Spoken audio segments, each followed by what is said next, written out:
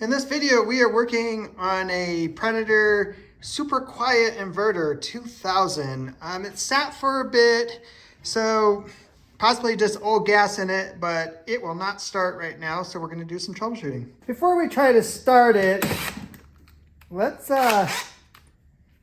pull off the panel and check the oil, make sure that that is good, because we don't want to try to start this thing up with no oil in it.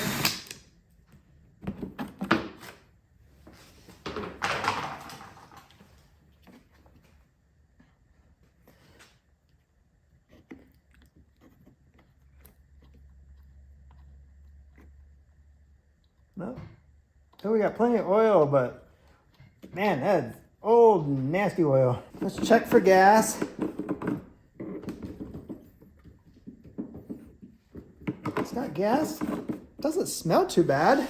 All right, let's see. We'll put this in, well, it's in the start position. Make sure the little vent knob on the top is open for the gas, and let's give it a pull.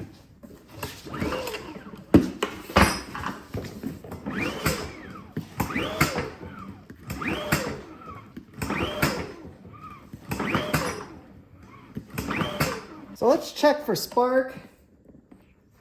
See if we can get the spark plug wire cap off here.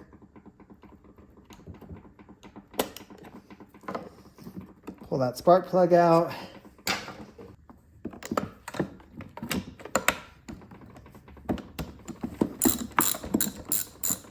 Okay, now I got the spark plug plugged back in the boot. It's resting on the valve cover, so it's grounded out, and we're just going to pull it over and we're going to look for spark.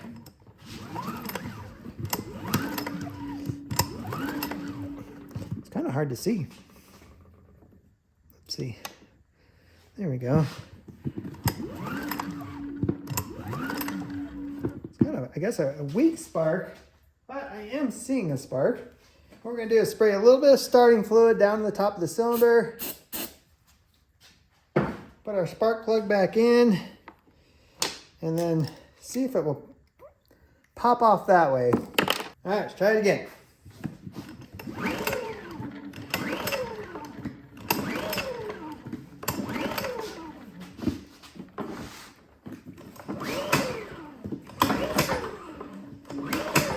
All right, I pulled off the air filter just to kind of check to see if that was super dirty, and it's not. So I'm going to pull the air breather intake off here so I can just get direct access to the front of the carburetor.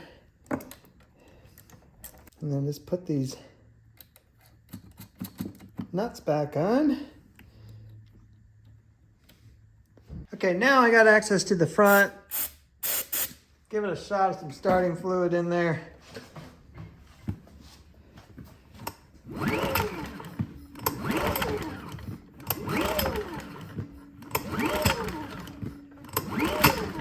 All right, the only next thing I can think to check is we're going to look at the valves. Try to pull out the valve cover here. Make sure that the intake and the exhaust valves are opening and closing as they should. Hope I can get this off without having to take all this plastic off. All right, I hope we can see, you can see the problem. We got the intake rocker arm and the exhaust rocker arm, and they're both just flopping around here. The push rods are not in the arm. So the valves are not opening and closing when we're pulling the engine. Thus, it will not start. So if I take the exhaust, push it down a little bit, take the push rod, get it back in there. There, that's correct now. And then same for the intake side.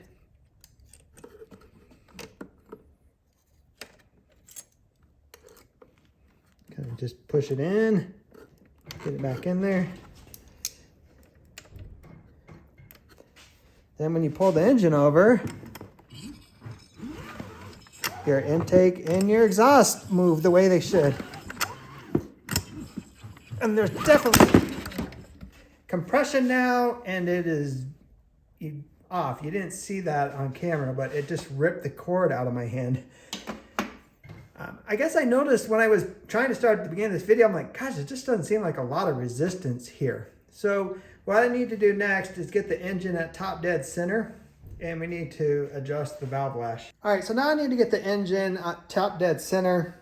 So you want the piston all the way up on the intake stroke. So what I do is pull the engine over and watch the valves. You see the exhaust just went open, so it is exhausting. Now the intake's gonna open. Let some gas in. And we use this stick.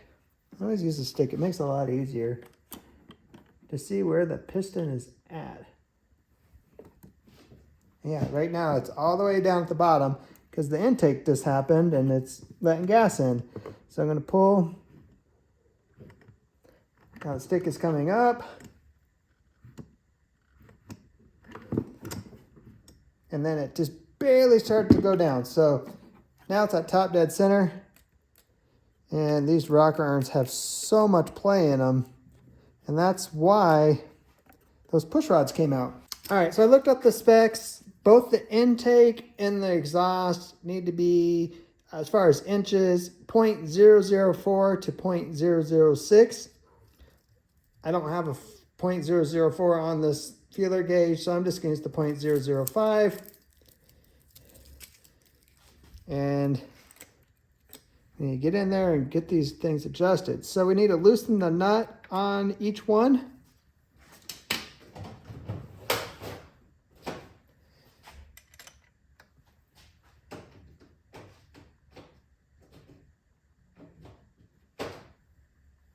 If it's a 9mm here, yep.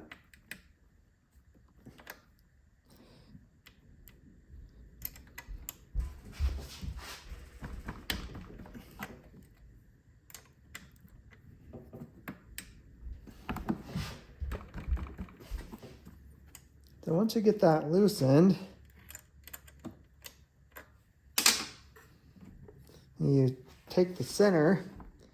You can just turn it with your hand.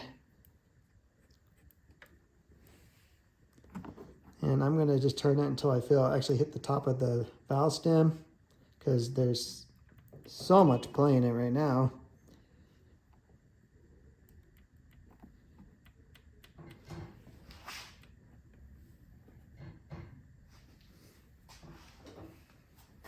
And once it's hitting, take your feeler gauge and put it in there, and still too much play. So loosen that some more.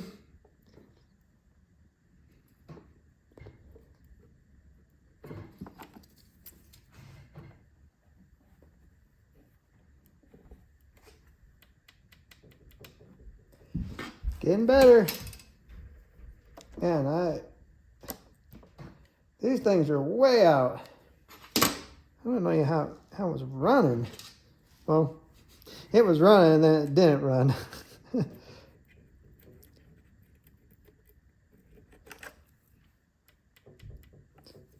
See, look at that intake. See how much that one's moving? This is the exhaust I'm adjusting.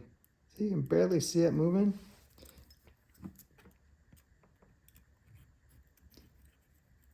All right, that is almost perfect. So now you put your wrench back on there. Take a pair of pliers and hold that stem piece that we were adjusting, because you don't want that to move now because it's right where you want it, and tighten the nut. Then once you get it tight, come back in, check your clearance. It's too much. It loosened up.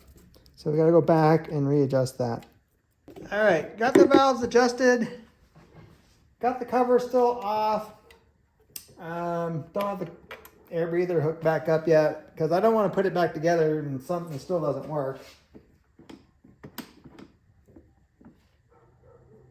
So we'll start it up, and I don't think too much oil will go everywhere. Maybe a little will. We'll see.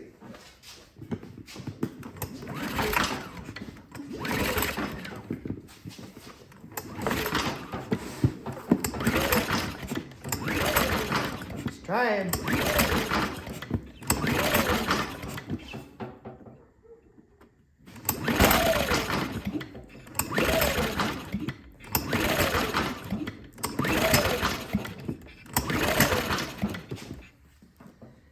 How's our valves doing? Well, the push rods are still in. That's encouraging.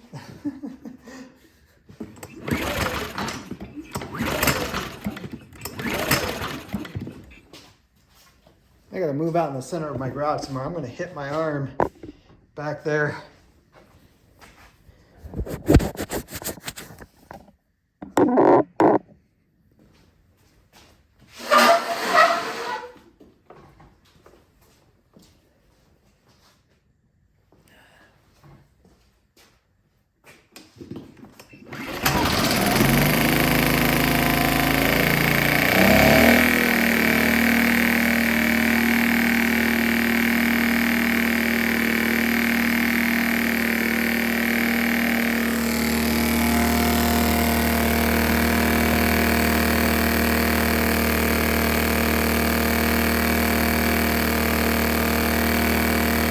All right, super happy that we got it running.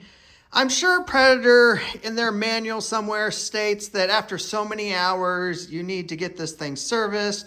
And part of that service is checking that valve lash. I think a lot of people don't do it because they don't read the manual. And then they got to bring it in and get it repaired. So if you have one of these, if you've never checked the valve lash, and you probably have, I'm going to guess, say 25 hours on it. Maybe, I have to look at the manual to know. I would check the valve lash so this doesn't happen to you. The only thing that's still questionable on this one is the oil is really black. So I'll probably pull this panel back off and change the oil. But yeah, it is ready to go. Let's see if it'll start back up. It's been sitting for a little bit now. So put it on start. The eco throttle on off. The gas is still on. See if I can pull this one-handed. Uh-oh. I'll be not. Hold on.